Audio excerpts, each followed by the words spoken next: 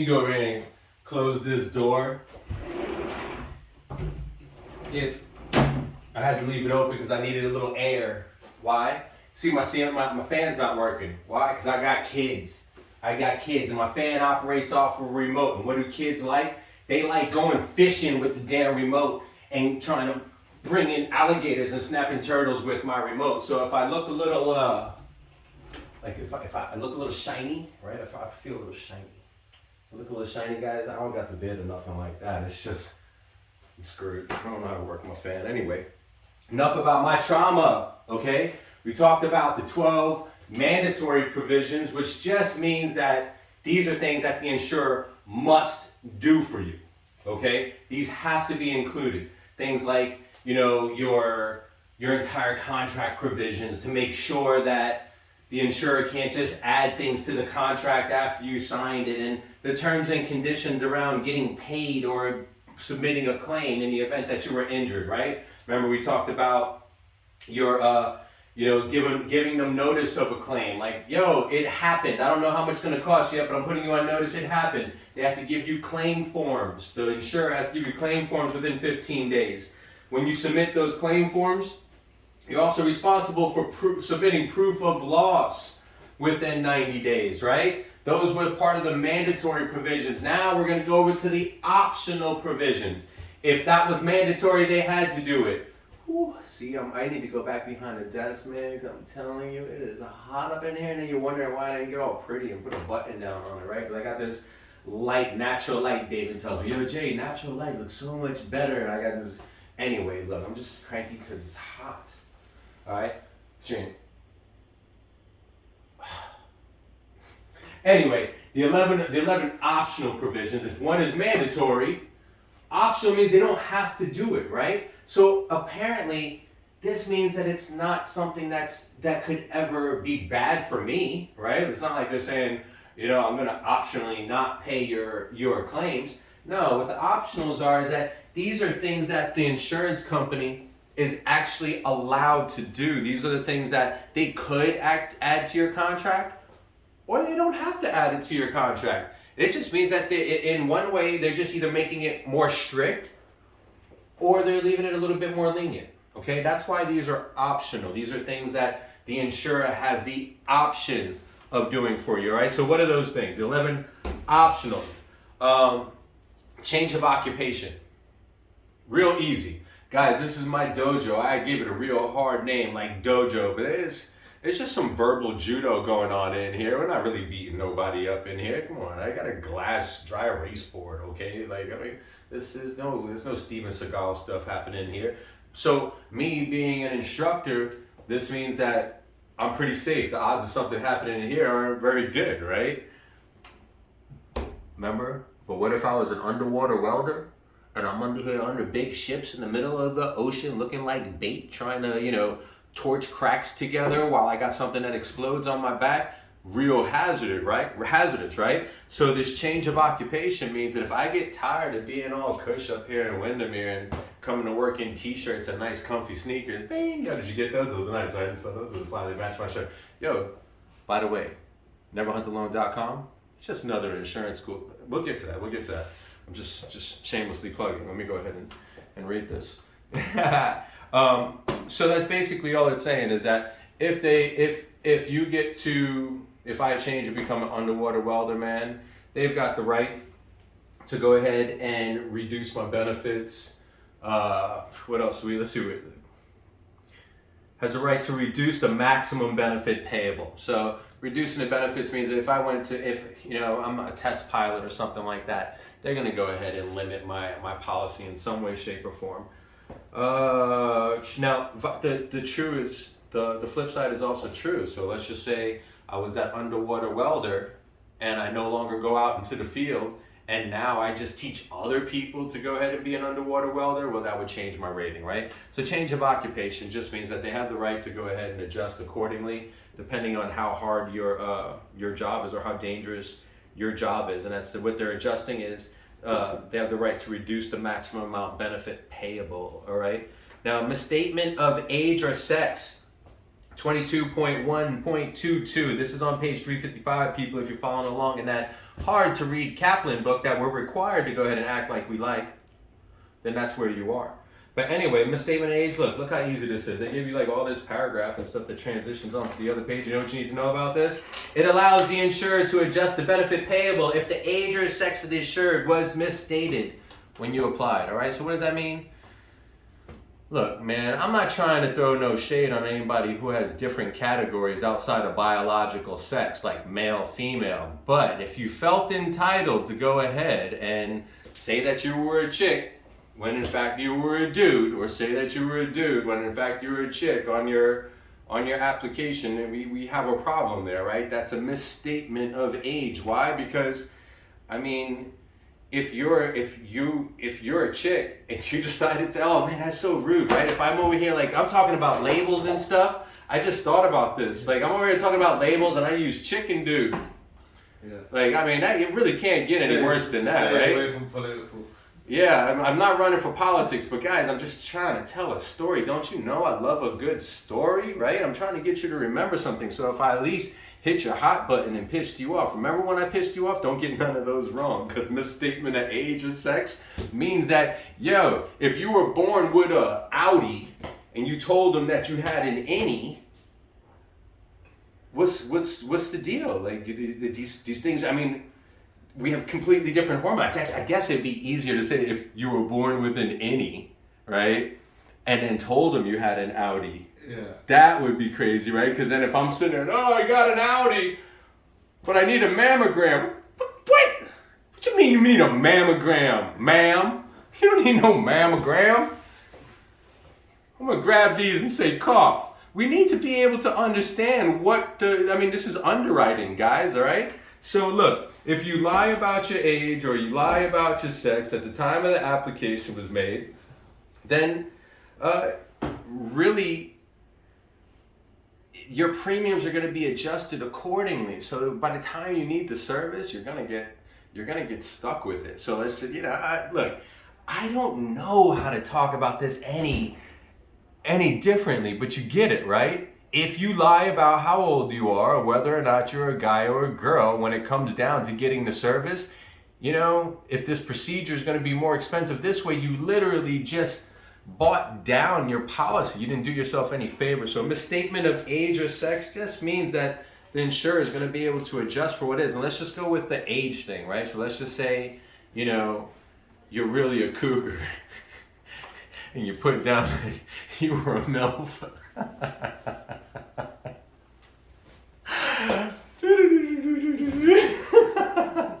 I'm sorry, I just had to put it there. I want to make David edit it out. But let's just say, hot, that's what it is. It's like the glisten is just getting into my head. I got a little bit of coffee, man. I don't know how it's going. It's late in the day. But anyway, all right, so we're going to go back. So anyway, after David cut out what I just said in that last segment, we're going to talk about misstatement of age and sex, all right? So if you lie about how old you are, or you lie about whether or not you had an innie or an Audi, it's going to be adjusted when you make a claim, all right? The insurer is going to be able to come in and say, look, guy, we shouldn't have to pay for this mammogram, right? So if that was the case, then whatever premium it would have been for a woman in that age range that would have had to go through that's, and let's just say that was 20% higher than what a guy in a slightly younger age range would be, that adjustment just means that's all you get. So if you only really paid for like, maybe let's just say 70% of what the coverage should be for a person who really matched your age and sex, then you're stuck paying for the rest of it. They're only going to give you that much. So if we're talking about, for easy figures status, if it would have covered, $10,000 in benefits, if you would have told the truth but you lied, your premium now only covers $7,000. You're stuck. That's what it is. So that's pretty much what happens if you misstate age or sex in this. All right. So don't do it. I'm sure David's gonna put the out clips to that somewhere, not as politically correct as theinsuranceschool.com. I don't know where that would be. Anyway, let's see. What's the next one? Now, if we flip to page 356, we have other insurances in this insurer, insurances with other insurer, insurances with other, like, they all sound exactly alike, right? Well, they're all pretty much garbage. We're gonna just throw them out there. They actually are there, so really where it's like 11 provisions, if we erase 3 right off the top for all you bright crayons out there, we have 8 left. They were designed, I think it tells you in the very beginning right here, 11 optional.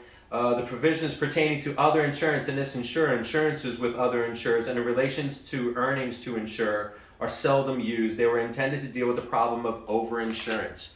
Okay, so I have red lines through there. You should have red lines through there. And please remember that when we go to the front of the book, all those things that the CFO said that we should be studying, don't start reading all this other nonsense in between. So if you look at my book, it's highlighted. See the greens, see the reds? I'm always making sure I don't, like, seriously, if you guys ask me a question about something that's not green, I don't know. Don't act like I know this whole book. This book is like 605 pages. There's only like 150 relevant pages. What's on the other pages? I don't know.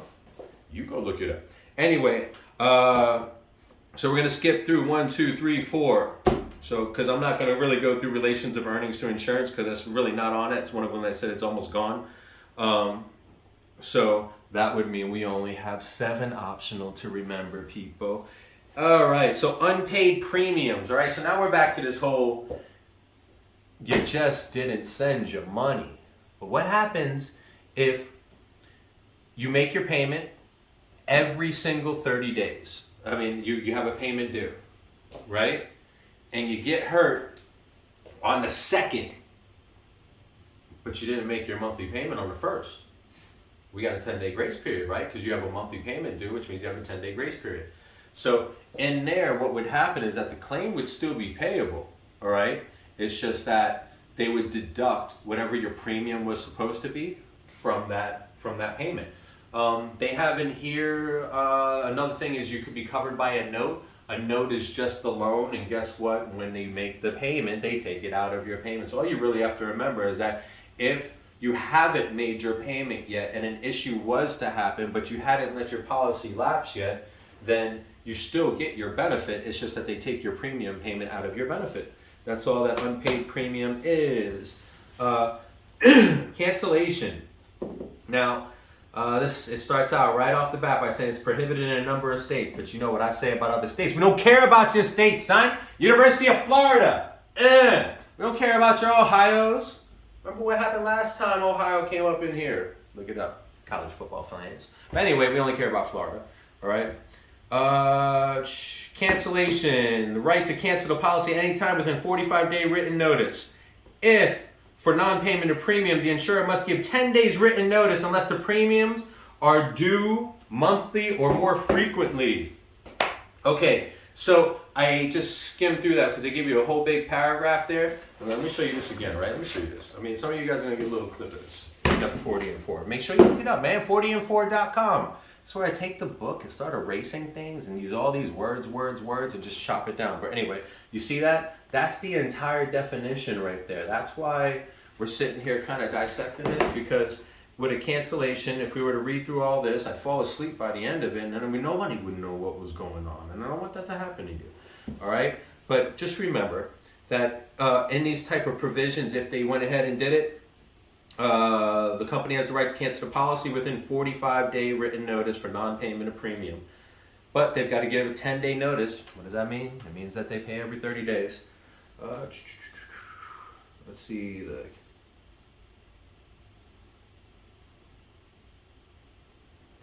I skimmed through that. All I saw was phenomena. So David, as we go through that during that dead time right there, I want you to get that animal, you know, like the one I have, the Be Kind of Animal t-shirt from the Muppet Show. And I want that segment where it goes, phenomena, phenomena. All right, so then we'll just cut it right there. And then now we're back to our regularly scheduled program where we talk about insurance things with no phenomena.